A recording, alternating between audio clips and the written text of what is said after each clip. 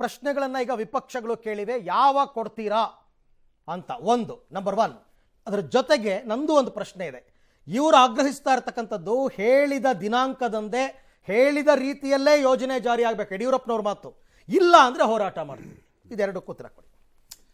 ಒಂದೇನು ಅಂತಂದರೆ, ಯಡಿಯೂರಪ್ಪನವರು ಹೇಳಿದ ರೀತಿಯೇ ಹೇಳದಂಗೆ ಮಾಡಿ ಅಂತ. ಯಡಿಯೂರಪ್ಪನವರು ಸ್ವಲ್ಪ ಅವ್ರ ತಟ್ಟೆನೂ ಸ್ವಲ್ಪ ನೋಡ್ಕೋಬೇಕು. BJP ಪಾರ್ಟಿಯವರು, ನರೇಂದ್ರ ಮೋದಿಯವರು ಈ ದೇಶದ ಮುಂದೆ ಎಷ್ಟೆಲ್ಲ ಪ್ರಾಮಿಸ್ಗಳನ್ನು ಮಾಡಿಬಿಟ್ಟಿದ್ದಾರೆ. ಅವ್ರು ಹೇಳ್ತಾರೆ 100 ದಿನ ಟೈಮ್ ಕೊಡಿ, ವಿದೇಶದಲ್ಲಿಟ್ಟಿರೋ ಸ್ವಿಸ್ ಬ್ಯಾಂಕಲ್ಲಿರೋ ದುಡ್ಡನ್ನೆಲ್ಲ ತಗೊಂಡು ಬಂದು ಇಂಡಿಯಾ ದೇಶನ ಟ್ಯಾಕ್ಸ್ಲೆಸ್ ಎಕಾನಮಿ ಮಾಡ್ತೀನಿ ಅಂತ ಭಾಷಣ ಬಿಗಿದ್ರು. ಆದ್ರೆ ಇವತ್ತು ಈ ದೇಶದ ಪರಿಸ್ಥಿತಿ ಏನಾಗಿದೆ? ದಿನದಿಂದ ಸುಳ್ಳು ಹೇಳೋದಕ್ಕೆ ನಾನು ಬಿಜೆಪಿ ಇಲ್ಲ ಸರ್. ನೀವು ಸುಳ್ಳು ಹೇಳೋದು ಜನ್ಮಸಿದ್ಧ ಆಯ್ತು. ಪ್ರೈಮ್ ಮಿನಿಸ್ಟರ್ ಸುಳ್ಳು, ಮುಖ್ಯಮಂತ್ರಿ ಅಭ್ಯರ್ಥಿನೂ ಸುಳ್ಳು, ವಿರೋಧ ಪಕ್ಷದ ನಾಯಕನೂ ಸುಳ್ಳು, ಪಕ್ಷದ ಅಧ್ಯಕ್ಷನೂ ಸುಳ್ಳು, ವಕ್ತಾರರು ಸುಳ್ಳು. ಅದ್ ನಿಮ್ ಜನ್ಮ. ನೀವು ಹೇಳೋದ್ನೆಲ್ಲ ನಾವು ಕೇಳ್ತೀವಿ. ಪ್ರಾಬ್ಲಮ್ ಏನು ಅಂತಂದ್ರೆ ನಿಖಿಲ್ ನಾವು ಒಂದು ಕೇಳೋದು ಈಗ ಆಯ್ತು, ನಿಜ ನೀವು ಹೇಳದಂಗೆ ಜನ ಅದನ್ನು ಪ್ರಶ್ನೆ ಮಾಡ್ತಾರೆ, ನೀವು ಹೇಳಿದ ಭರವಸೆಗಳೇನಾಯ್ತು ಅಂತ. ಅವ್ರು ಕೊಡ್ಲಿಲ್ಲ, ಹಾಗಾಗಿ ನಾವು ಸರ್ ನಾವು ಕೊಡಲ್ಲ ಅಂತ ಹೇಳ್ತಾ ಇಲ್ಲ. ಬ್ಯಾಡ್ ಪ್ರೆಸಿಡೆಂಟ್ ಇಟ್ಕೊಂಡು ನ್ಯಾಯ ಕೇಳೋದು ಎಲ್ಲೂ ಅವಕಾಶ ಇಲ್ಲ ಸರ್. ನಾವು ಕೊಡಲ್ಲ ಅಂತ ನಾವು ಹೇಳ್ತಾ ಇಲ್ಲ, ಖಂಡಿತವಾಗಿಯೂ ನಾವು ಕೊಡ್ತೇವೆ. ಈ ಕ್ಷಣದವರೆಗೆ ಸಿದ್ದರಾಮಯ್ಯನವರಾಗ್ಲಿ, DK ಶಿವಕುಮಾರ್ ಅವರಾಗ್ಲಿ, ಮಲ್ಲಿಕಾರ್ಜುನ್ ಖರ್ಗೆ ಅವರಾಗ್ಲಿ ಒಂದು ಕ್ಷಣದಲ್ಲಾದ್ರೂ ಇದು ನಮ್ಮಿಂದ ಸಾಧ್ಯ ಇಲ್ಲ ಅಂತ ಹೇಳಲಿಲ್ಲ. ನಾವು ಕೊಡಲ್ಲ ಹೇಳ್ತಾ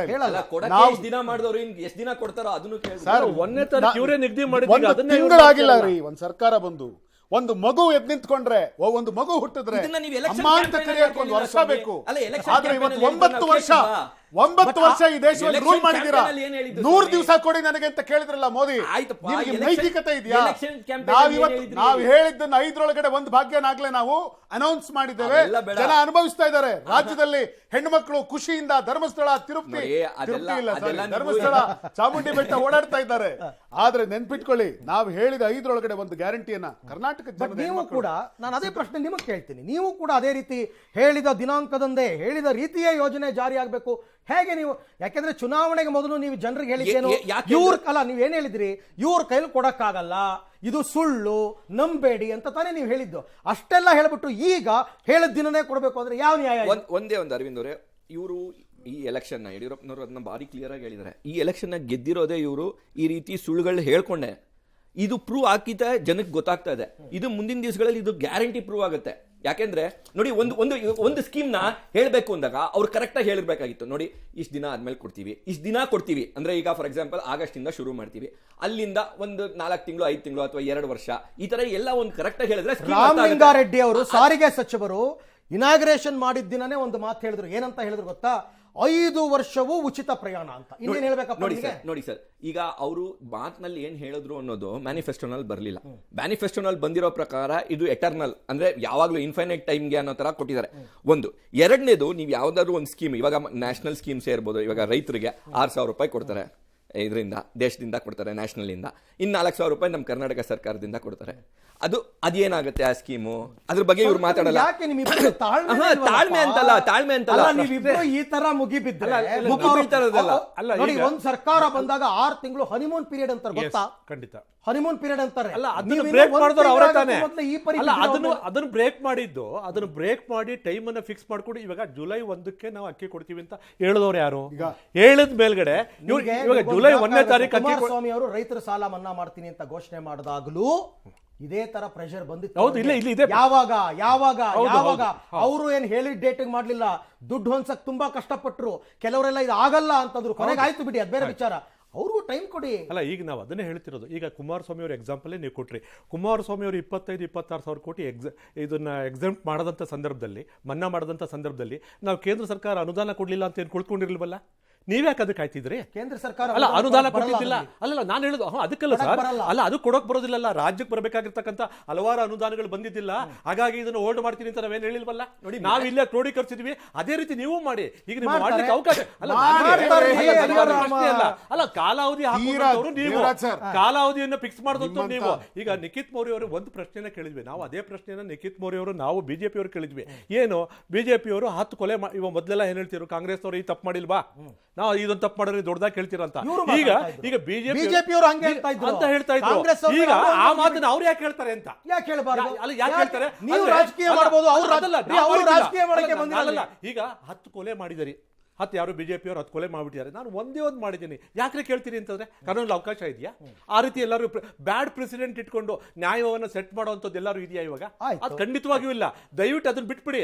ಬಿಜೆಪಿ ಅವ್ರು ತಪ್ಪು ಮಾಡಿದ್ರು, ದಳದವ್ರು ತಪ್ಪು ಮಾಡಿದ್ರು, ಪನಿಷ್ಮೆಂಟ್ ಆಗಿದೆ. ಈಗ ನೀವು ಏನು ತಪ್ಪು ಮಾಡಿಲ್ಲ ತಾನೆ, ಮತ್ತೆ ಅದನ್ನ ಇದನ್ನ ಹೋಲಿಕೆ ಮಾಡ್ಕೊಂಡು ನೀವ್ಯಾಕೆ ಅದನ್ನ ನ್ಯಾಯ ಕಂಡ್ಕೊತೀರಾ? ನೀವು ವಿರೋಧ ಪಕ್ಷ ಬರೀ ಬಿಜೆಪಿ ಕಾಂಗ್ರೆಸ್ಸಿಗೆ ಮಾತ್ರನಾ, ನೀವು ರಾಷ್ಟ್ರೀಯ ಪಕ್ಷ ಕೂಡ ಅಂತ ನಾನು ನಂಬಿದ್ದೀನಪ್ಪ. ಖಂಡಿತ ನೀವು ಇಷ್ಟೇ ಗಟ್ಸ್ ಇಟ್ಕೊಂಡು ರಾಷ್ಟ್ರೀಯ ಪಕ್ಷವಾಗಿರುವಂತ ಬಿಜೆಪಿ ಅವರು ಕರ್ನಾಟಕಕ್ಕೆ ಮಾಡ್ತಿರುವಂತ ಅನ್ಯಾಯ, ಕರ್ನಾಟಕ ಜನಕ್ಕೆ ಇವತ್ತೇನು ಅಕ್ಕಿ ಕೊಡೋದಕ್ಕೆ FCCI ನಲ್ಲಿ ಇಷ್ಟು ನೀವು ಆಟ ಆಡಿಸ್ತಿದ್ದೀರಿ ನಮ್ಮನ್ನ ಅನ್ನೋದು ಕಾರಣಕ್ಕೋಸ್ಕರ ನಮ್ಮ ರೈತರ ಪರವಾಗಿ JDS ವಕ್ತಾರರಾಗಿ ನಿಮ್ಮ ಪಕ್ಷದ ಕುಮಾರಸ್ವಾಮಿ ಅವರು ಈ ಪಕ್ಷದ ಕನ್ನಡ ನಾಡಿನ ಮಣ್ಣಿನ ಮಗನಾಗಿ ಧ್ವನಿ ಎತ್ತಿದ್ರೆ ಕರ್ನಾಟಕದ ರಾಜ್ಯ ಜನ ಜನತಾದಳದವ್ರನ್ನ ನಮ್ಮ ನಾಯಕ ಅಂತ ರಾಜಕೀಯದ ಗಿಮಿಕ್ಗೋಸ್ಕರ, ರಾಜಕೀಯದ ಗಿಮಿಕ್ಗೋಸ್ಕರ ಅಧಿಕಾರ ಪಡೆಯಬೇಕು ಅನ್ನೋ ಲಾಲಸೆಯಿಂದ, ಅಧಿಕಾರ ಪಡೆಯಬೇಕು ಅನ್ನೋ ಲಾಲಸೆಯಿಂದ ವಂಚನೆಗೆ ನಾವ್ಯಾಕೆ ಬಲಿಯಾಗಬೇಕು?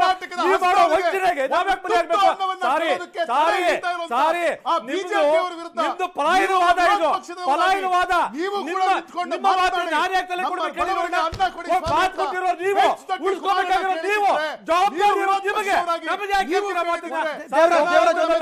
ಜವಾಬ್ದಾರಿ ನಿಮಗೆ, ಮಾತು ಕೊಟ್ಟಿರೋ ನೀವು, ಜವಾಬ್ದಾರಿ ನೀವು, ಮುಖ್ಯಮಂತ್ರಿ ಮಾಡಿರೋ ನೀವು, ಮುಖ್ಯಮಂತ್ರಿ ಸಹಿ ಮಾಡಿರೋ ನೀವು. ಸಾರಿ ಪಲಾಯನವಾದ, ಇದು ಪಲಾಯನವಾದ ಒಪ್ಪಲ್ಲ. ಬೇರೆ ಮುಂದಕ್ಕೆ ಹೋಗೋಣ. ನಿಖೇತ್ ಮುಂದಕ್ಕೆ ಹೋಗೋಣ ನಾವೀಗ. ಪಲಾಯನವಾದ ನಿಖೇತ್ ಪ್ರಶ್ನೆ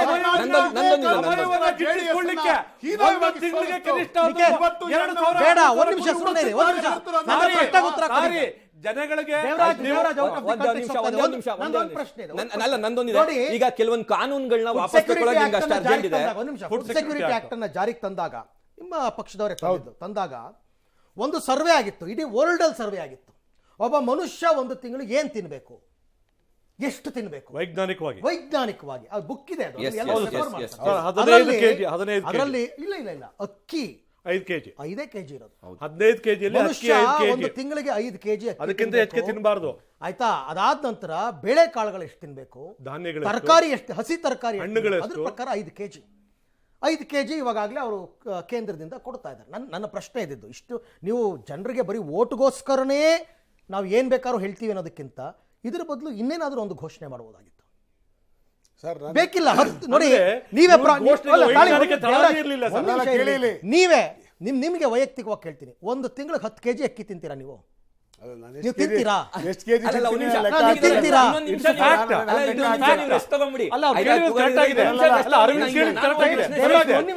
ಇನ್ನೊಂದು ಪ್ರಶ್ನೆ ಸೇರಿಸ್ಬಿಡ್ತೀನಿ ಅವ್ರ ಪ್ರಶ್ನೆ ಜೊತೆಗೆ, ಆಯ್ತಾ? ಒಂದು ಅವ್ರು ಸೈಂಟಿಫಿಕ್ ಬೇಸ್ ಹೇಳ್ತಾ ಇದ್ರೆ, ಇನ್ನೊಂದು ಈಗ ಇದೆಲ್ಲ ಕಿಸರಾಚಾಟದ ಬದಲು ನೀವು ಒಂದು ಚುನಾವಣೆ ಸಮಯದಲ್ಲಿ ಒಂದು ಕ್ಲಾರಿಟಿ ಕೊಟ್ಬಿಟ್ಟಿದ್ರೆ ರಾಜಕೀಯವಾಗಿ ಎಷ್ಟು ಬೆಳವಣಿಗೆ ಆಗಿರೋದು ನಮ್ಮ ದೇಶದಲ್ಲಿ ಅನ್ನೋದು ಯೋಚನೆ ಮಾಡಲ್ವಲ್ಲ. ಆಮ್ ಆದ್ಮಿ ಪಾರ್ಟಿ ಅವ್ರ ದಾರಿನಲ್ಲಿ ಹೋಗ್ತಾ ಇದ್ದೀರಾ ನೀವು ಕಾಂಗ್ರೆಸ್ನವರು. ಇದು ತಪ್ಪಲ್ವಾ? ನಮ್ಮ ದೇಶದ ಒಂದು ಫೈನಾನ್ಷಿಯಲ್ ಇವತ್ತು ಮಾಡೋ ಗುರುಮೂರ್ತಿ, ಈ ಪ್ರಶ್ನೆಗಳು ಚುನಾವಣೆಗೆ ಮುನ್ನ ನಿಮ್ಮ ಯಾವ ನಾಯಕರ ಬಾಯಲ್ಲೂ ಬರಲಿಲ್ಲ, ಎಲ್ಲರೂ ಕೇಳಿದೀವಿ, ಯಾರ ಬಾಯಲ್ಲೂ ಬರಲಿಲ್ಲ. ಇವತ್ತು ಮಾಡ್ತಾ ಇದಾರೆ ಇವರು. ಆದ್ರೆ ಈ ಪ್ರಶ್ನೆ ನಾವು ಕೇಳಿದ್ದೇವೆ. ಮಧ್ಯ ಏನೋ ಆಮ್ ಆದ್ಮಿ ದಾರಿನಲ್ಲಿ ಹೋಗ್ತಾ ಇದಾರೆ ಅಂದ್ರಲ್ಲ, ಮಧ್ಯಪ್ರದೇಶದಲ್ಲಿ ನೀವೇನ್ ಘೋಷಣೆ ಮಾಡಿದಿರಾ? ನೋಡಿ, 1,500 ರೂಪಾಯಿ ಕೊಡ್ತೀವಿ, 1,000 ರೂಪಾಯಿ ಕೊಡ್ತೀವಿ ಅಂತ ನೀವು ಉಚಿತ ಘೋಷಣೆ ಮಾಡಿ. ಒಂದ್ ನಿಮಿಷ ನೀವು ಮಾಡಿಲ್ವಾ? ನಾವ್ ಯಾವುದೇ ಸ್ಕೀಮ್ ಆದ್ರೂ ನಾವು ಪವರಿಗೆ ಬಂದು ಫೈನಾನ್ಷಿಯಲ್ ಸಿಚುಯೇಷನ್ ನೋಡ್ಕೊಂಡು ಪ್ಲಾನಿಂಗ್ ಪ್ರಕಾರ ಫೈನಾನ್ಷಿಯಲ್ ಕಮಿಷನ್ ಪರ್ಮಿಷನ್ ತಗೊಂಡು ಮಾಡ್ತಾರೆ ಸ್ಕೀಮ್. ಮ್ಯಾನಿಫೆಸ್ಟೋ ಸರ್ಕಾರ ಹುಟ್ಟಿ ಒಂದು ತಿಂಗಳಾಗಿಲ್ಲ, ಕರ್ನಾಟಕದ ರಾಜ್ಯದ ಜನ ಜುಲೈ 1 ಅಂತ ಹೇಳಿದ್ಯಾರು? ನಾವ್ ಹೇಳಿದ್ವಾ? ಕನ್ಫ್ಯೂಸ್ ಆಗ್ತಾರೆ, ಬೇಡ. ಈಗ ನೋಡಿ, ಅವರು ಸೈಂಟಿಫಿಕ್ ಬೇಸ್ ಒಂದು ಹೇಳಿದ್ರು.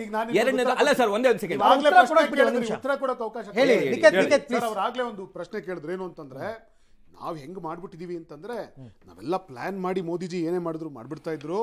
ನಾವು ರೈತರಿಗೆ 6,000 ಕೊಡ್ತೀವಿ, ಪ್ರತಿ 3 ತಿಂಗಳಿಗೆ 2,000 ರೂಪಾಯಿ ದುಡ್ಡು ಹಾಕ್ತೀವಿ ಅಂತ ಹೇಳಿದ್ವಿ. ನಾವು ನಿಮ್ ತರ ಕಂಡೀಷನ್ಸ್ ಹಾಕಿದೀವ? ಹೌದು, 4 months ಒಂದ್ಸಲ ನಿಮ್ ತರ ಕಂಡೀಷನ್ಸ್ ಹಾಕಿದೀವ? I will read you out. Under the scheme, the center transfers an amount of ₹6,000 per year in 3 equal installments directly into the bank accounts of all land holding farmers, irrespective of the size of their land holdings. This was launched in February 2019. Today, the same BJP government has put a bracket for this. ಕೇಳಿಸ್ಕೊಳ್ಳಿ, ಇವತ್ತು ಈ scheme ಇಲ್ಲ. ಇವತ್ತು ನೀವು conditions ಹಾಕಿ ಇಷ್ಟು ಭೂಮಿ ಇದ್ದವ್ರಿಗೆ ಮಾತ್ರ ಇದನ್ನು ಕೊಡ್ತೀವಿ ಅನ್ನೋದನ್ನ ಕೇಳಿಸ್ಕೊಳ್ಳಿ. ಸ್ಟಾರ್ಟಿಂಗ್ ಇಂದಾನು ಇಲ್ಲ ನೋಡಿ, ನೀವು ಯಾವಾಗ ನಿಕೇತ್ ಇದು ಅಲ್ಲಲ್ಲ ಅದಲ್ಲ ನಾ ಕೇಳ್ತಾ ಇರೋದು. ಕಂಡೀಷನ್ ಹಾಕಿದ್ಯಾ ಅವಾಗ? ಕಂಡೀಷನ್ಸ್ ಹಾಕಿರೋದು ಯಾವಾಗ? ಆನಂತರ ಕಂಡೀಷನ್ಸ್ ಹಾಕಿದ್ರು. ಇಲ್ಲ ಹಾಕಿದ್ದಾರೆ. ಇಲ್ಲ ಖಂಡಿತ ಹಾಕಿದ್ದಾರೆ. ರೈಟ್ ಹಾಕಿಲ್ಲ. ಹಾಕಿದ್ದಾರೆ. ಆಮೇಲೆ ನಿಮ್ ಪ್ರಕಾರ ಆತರ ನಿಮ್ ಪ್ರಕಾರ ಆಗಿದ್ರೆ ತುಂಬಾ ಜನ ದುಡ್ಡು ಸ್ಟಾಪ್ ಆಗ್ಬೇಕಾಗಿತ್ತು. ಸರ್ ಇಲ್ಲೋಡಿ, ಒಂದು ಹೇಳ್ತೀನಿ ಕೇಳಿಸ್ಕೊಳ್ಳಿ. ಅವರು ಈ ತರ ಅನೌನ್ಸ್ ಮಾಡುವಾಗ ಹಂಗ ಅನೌನ್ಸ್ ಮಾಡಿದ್ರು, ಆದ್ರೆ ಆನಂತರ ಹಂಗ ಆಗಿಲ್ಲ ಸರ್. ಎಲ್ಲಾ ರೈತರಿಗೂ ಬರ್ತಾ ಇಲ್ಲ ದುಡ್ಡು ಇದ್ರೊಳಗಡೆ. ಅವರು ಸ್ಟಾಪ್ ಆಗಿದೆ, ಕಂಡೀಷನ್ಸ್ ಹಾಕಿದ್ದಾರೆ. ಆ ಕಂಡೀಷನ್ಸ್ ಅನ್ನ ಫುಲ್ಫಿಲ್ ಮಾಡದೇ ಇದ್ದಂತವ್ರಿಗೆ ಸ್ಟಾಪ್ ಆಗಿದೆ.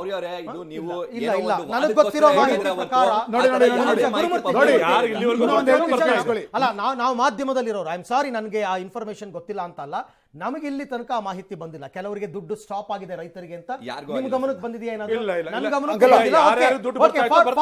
For the sake of argument ತಗೋತೀನಿ ನಾನು ಇದನ್ನ.